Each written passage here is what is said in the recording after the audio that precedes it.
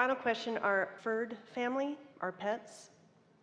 I had the good fortune of, as a child, being raised as a Christian Scientist, so Western medicine was not my first choice for healing. I have also gone to explore energy healing with humans and now animals. But I'm finding that, I don't know if I'm helping them. I feel like I'm getting something from them and I can't quite explain it. I almost feel like they're assisting with the healing, and I've now begun to work with horses in therapy.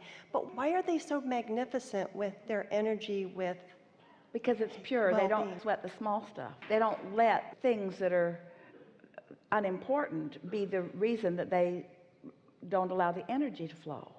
So can humans help animals? Are animals truly the ones helping the humans? Well, everyone can help. Anyone who's tuned in, tapped in, turned on. We're talking about this receptive mode. We also want to call it the replenishing mode. If you are tuned into that and feeling good, then you don't get tired, you don't get weary, your ideas keep flowing. In other words, it's only ever resistance that slows you down or wears you down or makes you tired. So anyone who is consistently in that receptive mode is of value to anyone or anything that they hold as their object of attention. Animals do it much more than humans, because the difference between the beasts of your planet and your human population, the only one really that is significant enough to make note of, is that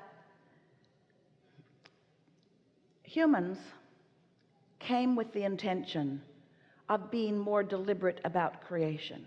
So you intended to more specifically sift and more specifically choose and more specifically define your vortex, understanding that once you define it, that law of attraction will cause those ideas to turn to the manifested experience. So you are more about step one, sifting, sorting, choosing. You're more about asking than the animals are. You came with more intent to ask. Now, of course, step two is always the process of source. And step three is, now as a human, you got to find some way to line up with what you're asking for. The beasts of your planet came, of course, with desires, and life does cause them to create a vortex, but not to the extent of yours and not to the detail of yours. An animal that comes into a physical body has nearly the same intentions coming in as it has going out. In other words, dogs aren't in their mind building dog kennels and racetracks and things of that nature.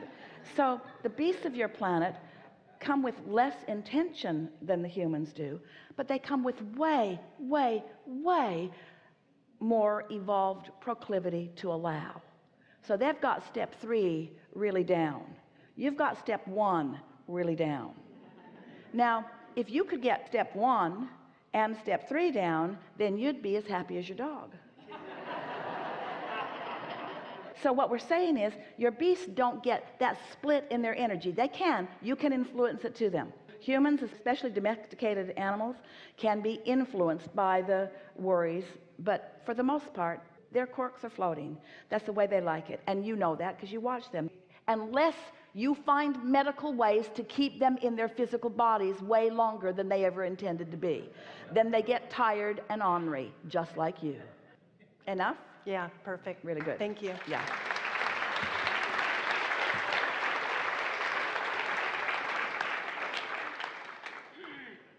So we've touched on some of the subject already, but I want to explore it at a deeper level, if I may, and that is the basis of today's question is with regards to vision and stepping forth into that which we are creating,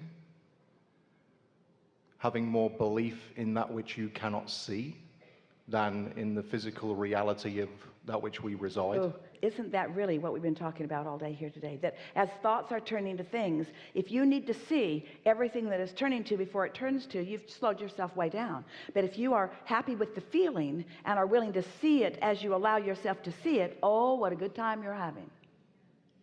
Fired up. Love it. When do we release the vision? Do we ever release the vision? Is it always creating this ethereal reality and stepping forth continually into it? Because there is an inspired pull. And I'm asking the question because you're never going to let go of the understanding of more. Everything is always forward looking. So in the way that you are using the word vision, there will always be that vision out there. And we think that the way you're using the word vision, that the way it fits into the construct of what we've been talking about all these years, and really what we want so much to say about it here and now as we're out here on the leading edge again, is that, oh, you've been putting the components of the vortex in there a little bit at a time, yeah? And law of attraction's been mixing them together. It's like putting the components of a cake together, and the flour in and of itself is not that interesting, but when you put it together with other things and apply a little temperature to it, you can have a really nice cake idea. So when you realize that you've been putting all of those components in, and that law of attraction has been assembling them, and that even without your attention, that on their own they have been in the state of becoming, what we would like to now say, that at that moment that you receive the vision, you had to be in the receptive mode before you can receive the vision of your own vortex. And once you do, then it's a slam dunk. It's a done deal. Getting the vision is the part that matters the most. Getting the vision is the part that everything that we've been teaching you is working you toward. Putting yourself in the position of being in the receptive mode. That's what it has all been about, because after that, momentum is going to take it, you see. But reality will keep you from realizing your visions, won't it? That was good. Okay. We really like the word you chose, the word vision. It put this receptive mode and this realizing of desire into the perfect context in what we've been wanting to say about it. Because when a desire happens, it has to formulate in your mind. You have to be able to focus it into something. And once it's focused into a vision, the heavens open and everyone rejoices and everything lines up for the absolute complete fruition of your vision. As far as you can see it right now, your vision is going to keep coming and coming and coming and becoming more and more and more. If we never say anything ever again, that will be enough.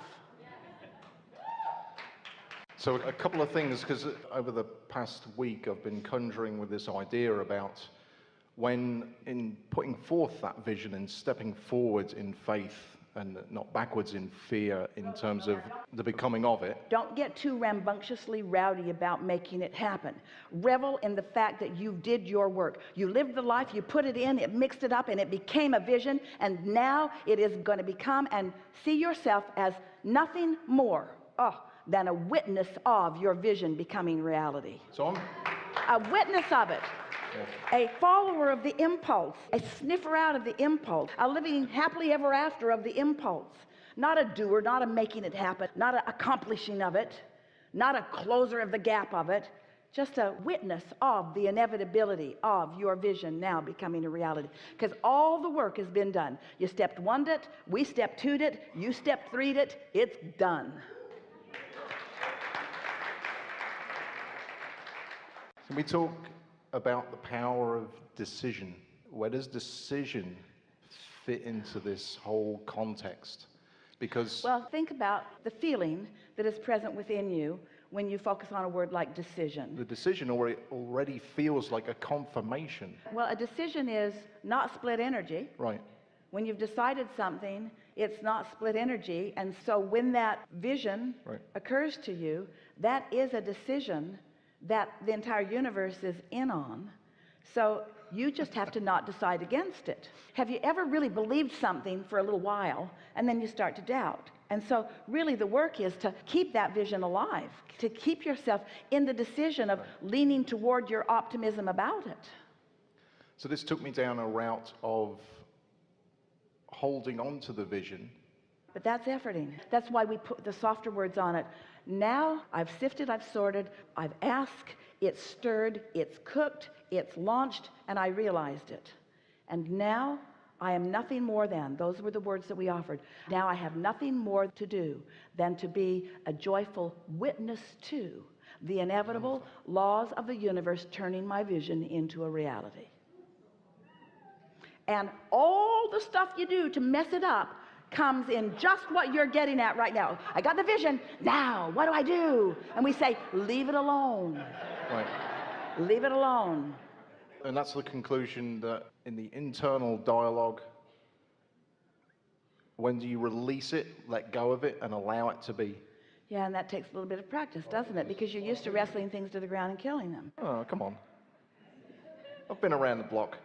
Well, we're not talking just about you, we're talking about all of you. In other words, I appreciate that, thank you. there's that feeling of making it happen. There's a sort of a feeling of accomplishment in making things happen. Esther likes nothing more than to make a big old hairy list of things to do and crossing them off and then parading the list around. Look what I did today.